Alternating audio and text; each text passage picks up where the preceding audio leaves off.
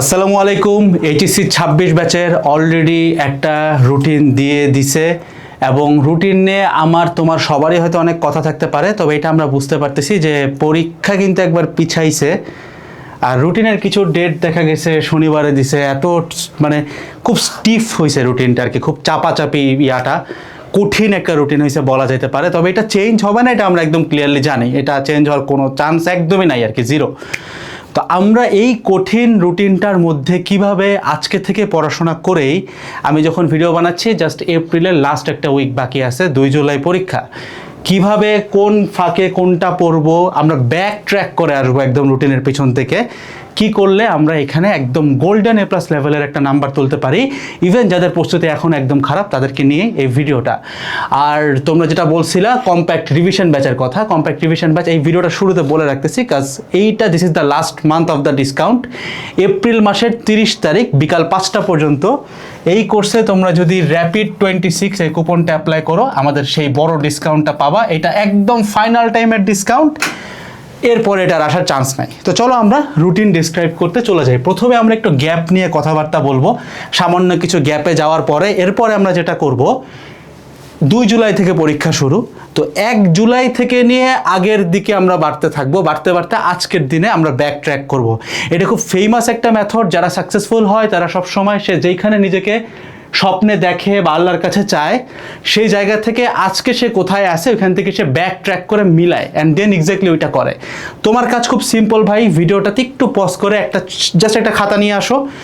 আমি যে জিনিসটা লিখবো আমি পিছন থেকে লিখবো, আমার লেখার সাথে সাথে তুমি উল্টা দিক থেকে লিখবা, তাইলেই তোমার এক্স্যাক্টলি একটা রুটিন তৈরি হয়ে যাবে। সো আমরা গ্যাপ কেমন পাচ্ছি দেখো, বাংলা ফার্স্ট থেকে বাংলা সেকেন্ডের মাঝখানে ভাই গ্যাপ পাইছি একদিন, ঠিক আছে। তারপর আমি যদি ইংরেজি ফার্স্ট থেকে ইংরেজি সেকেন্ড চিন্তা করি, একদিন গ্যাপ আছে। হ্যাঁ, আইসিটির আগে মোটামুটি আমরা একটা বন্ধ পাইছি চলে, ফিজিক্স ফার্স্টের আগে আবার ভাই বন্ধ পাইছি একদিন, ঠিক আছে। তো এখানে আমি একটু বলে রাখি, আমরা আজকে প্ল্যানে আইসিটি একটু আগে পড়ে রাখার প্ল্যান করব, ঠিক আছে।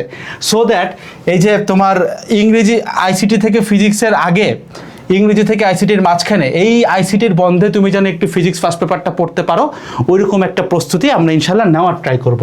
ফিজিক্স ফার্স্টের পরে ফিজিক্স সেকেন্ডের আগে একদম ছোট্ট একটা গ্যাপ।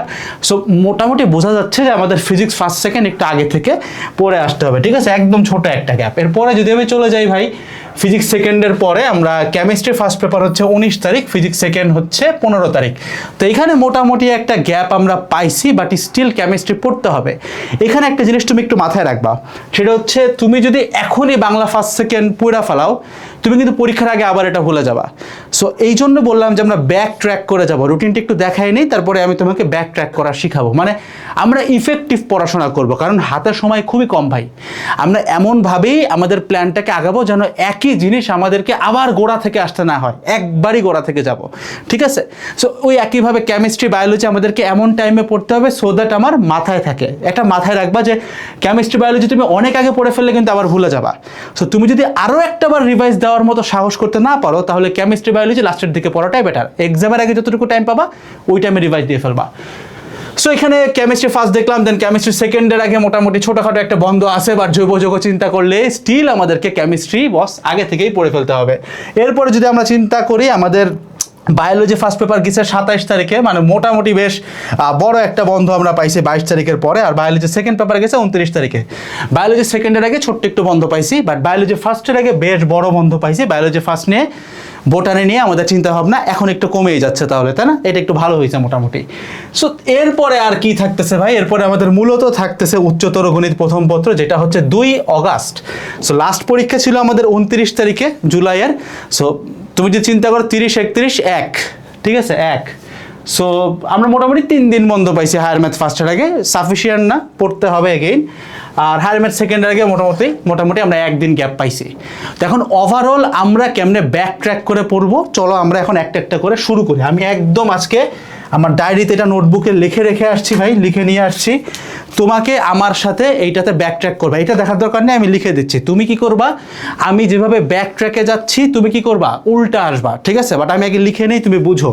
তো বেসিক্যালি আমরা 28 জুন থেকে, আরে এত মোটা কালি দিয়ে তো হবে না, তাই না, চিকন করতে হবে।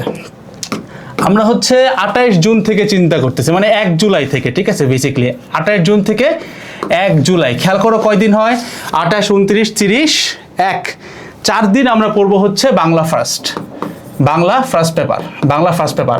ভাই এই 4 দিনে শুধুমাত্র বাংলা ফার্স্ট পড়লে কিন্তু হবে না, মানে বাংলা ফার্স্ট শুধুমাত্র 4 দিন পড়লে হবে না। একটু মাথায় রাখো, বাংলা ফার্স্ট আমাদেরকে এমন একটা প্যাটার্নে ঢুকাইতে হবে যেন আমার রেগুলার একটু একটু পড়া হয়, বুঝতে পারছো? বাট এটা কেমনে করবো আমি আসতেছি, আগে ব্যাক ট্র্যাকটা করে আসি ডায়েরি দেখে, ঠিক আছে? এটা ক্লিয়ার করে নিই। সো এটা হচ্ছে বাংলা ফার্স্ট। দেন আমরা হচ্ছে 23 জুন থেকে 28 জুন, তোমার কিন্তু ভাই উল্টা লিখতে হবে, এভাবে লিখলে বুঝবা না। এটা হচ্ছে বাংলা সেকেন্ড, ঠিক আছে?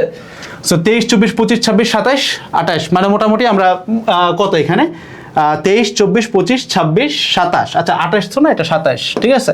সো মোটামুটি 5 দিনের মতো আমরা এখানে টাইম রাখছি বাংলা সেকেন্ডের জন্য। দেন আমরা হচ্ছে 20 তারিখ থেকে 20 জুন থেকে আমরা 22 জুন পর্যন্ত পড়বো হচ্ছে ইংলিশ ফার্স্ট। তুমি একটু খেয়াল করলে দেখবে এখানে একটা স্ট্র্যাটেজি আমি ইউজ করতেছি। স্ট্র্যাটেজিটা কি? এই যে ইংলিশ বাংলা যেগুলো আমরা খুব একটা পড়ি না, এগুলো কিন্তু আমি ইচ্ছা করে পরীক্ষার আগের দিকে ফেলছি, কারণ এই এক্সামগুলো এক্সাম শুরুর দিকে। সো লাস্টের দিকে পড়লে এক্স্যাক্টলি যদি আমি এক্সামের শুরুতে পড়ি, অর্থাৎ আমার এখনের প্ল্যান অনুযায়ী যদি লাস্টে পড়ি, তুমি যেহেতু উল্টায় করতেছো এটাকে, তোমার কিন্তু এটা মনে থাকার চান্স অনেক হাই হবে। সো আমরা 20, 21, 22 এই 3 দিন পড়তেছি আমরা ইংলিশ ফার্স্ট পেপার, ঠিক আছে? এরপরে আসো 16 জুন থেকে আমরা 19 জুন পর্যন্ত পড়তেছি ভাই ইংলিশ সেকেন্ড পেপার, ঠিক আছে? এরপরে 13 জুন থেকে আমরা 15 জুন পর্যন্ত পড়তেছি হচ্ছে আইসিটি। এইটুকু পড়াই মোর দ্যান ইনাফ। আর আমরা 1 জুন থেকে 1 জুন থেকে 12 জুন পড়তেছি আমরা হচ্ছে বায়োলজির 2টা পার্টি। বায়োলজি ফার্স্ট একটু কম পড়লেই হবে, কারণ এখানে আমরা একটু বড় বন্ধ পাইছি। তো এই হচ্ছে তোমার মূলত জুনের প্ল্যানিংটা। কি করবা? উল্টায় লিখে ফেলো, মানে এখান থেকে খেয়াল করো, 1 জুন থেকে 12 জুন বায়োলজি, 13 জুন থেকে 15 জুন আইসিটি, 16 থেকে 19 ইংলিশ সেকেন্ড, 20 থেকে 22 জুন ইংলিশ ফার্স্ট, 23 থেকে 27 জুন বাংলা সেকেন্ড, 28 জুন থেকে 1 জুলাই বাংলা ফার্স্ট পেপার। এই হচ্ছে তোমার কি পুরা জুন মাসের রুটিন। তাহলে খেয়াল করো এখন টাইম আছে আর কয়দিন? এখন টাইম আছে, আমি যদি চিন্তা করি এপ্রিলে আমি মোটামুটি ভাই 7 দিনের মতো টাইম পাচ্ছি, আর ওইদিকে পুরা মে আমার পড়ে আছে। তাহলে পুরা মে হচ্ছে কয় দিনে? মে হচ্ছে আমার 31 দিনে। তো মোটামুটি আমরা এখানে 38 দিন টাইম পাচ্ছি। এইটাকে সাবজেক্ট খেয়াল করো, কয়টা সাবজেক্ট বাকি আছে? আমার কিন্তু বায়োলজি এখানে পড়া হয়ে গেছে, মেইন সাবজেক্ট বাকি কি বস? Physics, chemistry, math. এইটাকে যদি আমি এখন 3 দিয়ে ভাগ করি, তাহলে আমার মোটামুটি 13 দিন করে আমরা পাই, মোটামুটি অ্যাভারেজে 13 দিন করে পাই। এই 13 দিনে আমাকে ফিজিক্স, কেমিস্ট্রি, ম্যাথ ডিস্ট্রিবিউশন করতে হবে। অর্থাৎ এখানে একটু মাথায় রাখবা, শুরুতেই তোমাকে যেটা পড়তে হবে সেটা হচ্ছে ফিজিক্স। অর্থাৎ তোমার টার্গেট থাকবে, আমরা হচ্ছে এখন বেসিক্যালি এই হিসাবটা করতেছি যে ধরো এপ্রিল লাস্ট উইক থেকে পুরো মের 31 তারিখ পর্যন্ত আমাদের এখনকার প্ল্যানিং, ঠিক আছে? এই প্ল্যানিংটা হচ্ছে এটা। এই টাইম ফ্রেমের ভিতরে আমি সবার আগে পড়বো হচ্ছে ফিজিক্স হচ্ছে প্রথম 13 দিন। এরপরে আমি পড়বো হচ্ছে ম্যাথ পড়বো 13 দিন, এবং কেমিস্ট্রি পড়বো আমি এক্স্যাক্টলি 13 দিন। এখন এই প্ল্যানটার একটা কারণ আছে, কেমিস্ট্রিটা লাস্টে পড়ার কারণ আছে। তোমরা জানো যে কেমিস্ট্রি হচ্ছে ভুলে যাওয়ার মতো সাবজেক্ট, অর্থাৎ এই সাবজেক্টটা আমরা ভুলে যাই, দ্যাটস ওয়াই এটাকে আমরা একটু পরের দিকে পড়ছি, ঠিক আছে? ওভারঅল এইটা। এখন তোমার আমি কিছু কথা বলি, এই রুটিনটাতে আরও কিছু অ্যাড করতে হবে। কি অ্যাড করতে হবে আমি তোমাকে বলি। প্রথমত বস, এটা তুমি বুঝতেছো যে এই যে বায়োলজি, তারপরে তোমার ধরো আইসিটি, বাংলা, ইংলিশ, কোনোটাই ধুম করে একদিন দেখলে তুমি পড়তে পারবা না। আবারও বলতেছি, বায়োলজি, আইসিটি, বাংলা, ইংলিশ ঝুম করে এই টাইমে পড়লে তুমি পারবা না। সো তোমাকে কি করতে হবে, এই যে তুমি পড়তেছো এইখানে, এই যে 3, 13, 39 দিনের মতো তুমি টাইম পাচ্ছ, এইখানে রেগুলার বেসিসে প্রতি সপ্তাহে অ্যাটলিস্ট 3 দিন তোমাকে বায়োলজি, ইংলিশ, বাংলা, আইসিটি রাখতে হবে।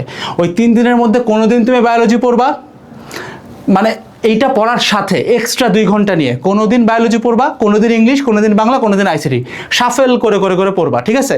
সপ্তাহের বাকি 4 দিন পুরা দমে এই প্ল্যানটা খেলবা। মে মাসের কথা বলতেছি আমি, আবারও ক্লিয়ার করে শোনো। মে মাস মানে এপ্রিলের লাস্ট উইক এবং মে মাস, এই টাইমটা জুড়ে তোমার মেইন টার্গেট থাকবে ফিজিক্স, কেমিস্ট্রি অ্যান্ড ম্যাথ পড়া। এটা হচ্ছে মেইন টার্গেট। এখন উইকলি তুমি যদি ভাগ করো, তাহলে উইকের মধ্যে তোমার 4 দিন থাকবে হচ্ছে শুধুমাত্র এই ফিজিক্স, কেমিস্ট্রি, ম্যাথ, আর 3 দিন থাকবে তুমি ফিজিক্স, কেমিস্ট্রি, ম্যাথ তো পড়তেছোই, তার সাথে 1-2 ঘন্টা ফিজিক্স, কেমিস্ট্রি, ম্যাথ কম পড়ে তুমি কি পড়বা ভাই? ইবিআই অথবা বায়োলজি।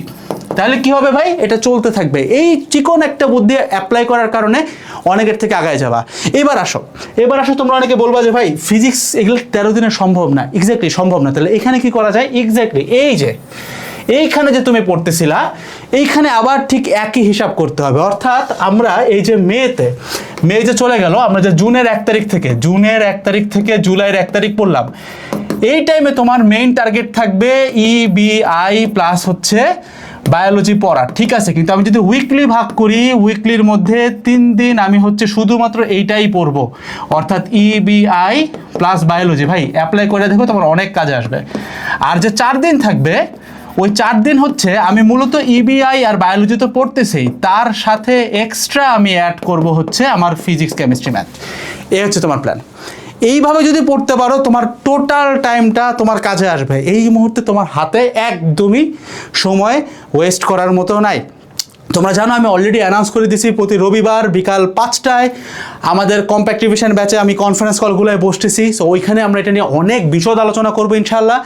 ধরে প্রত্যেককে আমি গাইডলাইন দেওয়ার চেষ্টা করি। এটা প্রতি রবিবারে পাবা। এবং সিআরবিতে যারা আছো, একদম অ্যাডমিশন টেস্টের আগ দিন পর্যন্ত তুমি আমার কনফারেন্স কলের ফুল লাইফ টাইম অ্যাক্সেস পাবা প্রতি সপ্তাহে। এটা 1 নম্বর গেল। আর 2 নম্বর কথা হচ্ছে, তোমরা জানো যে সিআরবিতে কিন্তু আমরা সিকিউ ক্লাস অলমোস্ট শেষের দিকে, এখন সেকেন্ড পেপার একদম শেষ হয়ে যাবে। আর ফার্স্ট পেপারের ক্লাসগুলো অনেক ছোট। সো যারা এখনই যুক্ত হচ্ছ, সব ক্লাস রেকর্ডেড আকারে দেওয়া আছে। তুমি চাইলেই এই রুটিনটা অনুযায়ী একদম 0 থেকে শুরু করে কিন্তু শেষ করতে পারবে। এটা অনেকেই করতেছে। আমি ভিডিওটা বানানোর আগেই জাস্ট রুটিনটা যখন দিয়েছি, অনেকে অলরেডি যুক্ত হয়ে গেছে কুপনটা অ্যাপ্লাই করে। তোমরা যুক্ত হইতে পারো। এবং এই মে মাসে কিন্তু আমরা MCQ দিচ্ছি শুরুর দিকেই সিআরবিতে, ফিজিক্স, কেমিস্ট্রি, ম্যাথের কম্প্যাক্ট রিভিশন ব্যাচে, এবং সাথে জ্ঞান অনুধাবনও সব দিয়ে দিচ্ছি। সো তোমার যা যা দরকার শেষ টাইমে, এডেড গ্রুপ প্রত্যেকটা ব্যাচের মতো এবার তোমাদেরকে নিয়েও ঠিক একই সার্ভিসটা দিবে। সো তোমার জাস্ট একটাই কাজ ভাই, সর্বোচ্চটা দিয়ে নিজের এখন একটা প্রস্তুতি রেডি করা। সো রুটিন অলরেডি দিয়ে দিছে 26 ব্যাচের। এখন এই মুহূর্তে এক ফোঁটাও অবহেলার কোনো কারণ নাই ভাই। পুরা দমে এখন তুমি তোমার পড়ালেখায় চলে যাও। তোমার মেইন টার্গেট থাকবে সিআরবির ম্যাথ সলভ করতেছি। আর যেখানে ভাইয়া ক্লাসে বলে দিচ্ছে যে এইটুকু বেসিক ফাউন্ডেশন থেকে পড়ে আসো, ফাউন্ডেশন থেকে পড়ে আসবা। ফাউন্ডেশন ক্লাস অনেক ছোট থাকে, ইনফ্যাক্ট 1 শট ক্লাসগুলোর থেকেও অনেক ক্ষেত্রে ছোট হয়ে যায়, কারণ এগুলোর এক একটা চ্যাপ্টার আমরা বানাই প্রায় 1-1.5 মাস ধরে কন্টেন্ট ডেভেলপ করা। এবং এই ছোট টপিকগুলো যোগ করলে একটা চ্যাপ্টার মাত্র 5-6 ঘন্টায় নেমে আসে। জিস্ট পার্ট হচ্ছে এই ক্লাসগুলো করলে তোমার যে নোটটা তৈরি হচ্ছে, সে নোট দেখবে একটা চ্যাপ্টারে মাত্র 20-25 পেজ হচ্ছে, যেটা তুমি ইজিলি পরীক্ষার আগের রাতে একটা ঘুরানি দিয়ে দেখতে পারবা। এইবার যেহেতু সময় কম পাচ্ছ, তোমার এই নোটের গুরুত্ব অনেক বেশি হবে। So that's all about this whole video. দেখা হচ্ছে ভাই তোমাদের সাথে নেক্সট ভিডিওগুলোতে। সবাই ভালো থাকবা। আসসালামু আলাইকুম সবাইকে, টাটা।